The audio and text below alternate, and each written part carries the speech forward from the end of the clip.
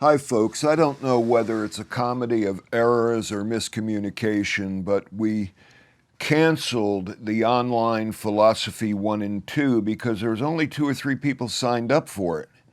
And the cost of doing that would have been prohibitive. So we canceled it and then realized that some people inadvertently signed up for the physical class when they meant to sign up for the online class. And then more people registered late. So the Philosophy 1 and Philosophy 2 are now open again online.